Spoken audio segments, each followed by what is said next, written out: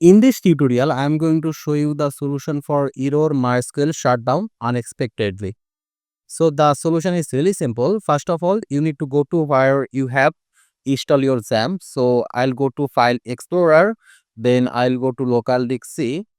So in the local disk C, here you can see I have the XAMPP folder. So we need to go inside the XAMPP folder. After going to the XAMPP folder, you need to find the folder called MySQL. So go inside MySQL folder, and inside it you will see some folder called backup and data and some other files.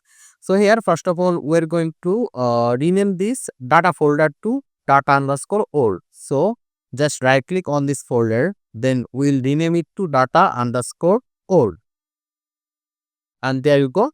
So after that we're going to create a folder called data. So let me just right click, then click on new, then click on folder, and we're going to name it data. Then we'll go inside this data_old folder. So from here, we're going to select every folder from here. Then we're going to select a file called ibdata_on. So all the folder and this file, just select all of those and then just copy it. Here you can see copy option, just copy it. After copying this, go back and we're going to paste it in the data folder. So let's go inside the data folder and we're going to paste it over here. And there you go. So after that, we're going to go back to the backup folder. Then we're going to select all of those files. So we're going to copy it again. Just right click and then copy. Then go back and we're going to go to the data folder again. So we are going to paste it over here in the data folder. So let me just right click and here you can see paste option. Click on it.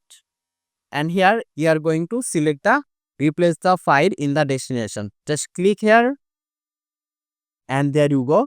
So after that, you can just close those and just stop the XAMPP, then close it, then restart your XAMPP again, XAMPP control panel, and start the Apache and MySQL. And there you go. There is no error this time. So this is how you can solve your issue MySQL shutdown unexpectedly. I hope this was simple for you. Make sure to subscribe and I hope to see you in the future tutorials.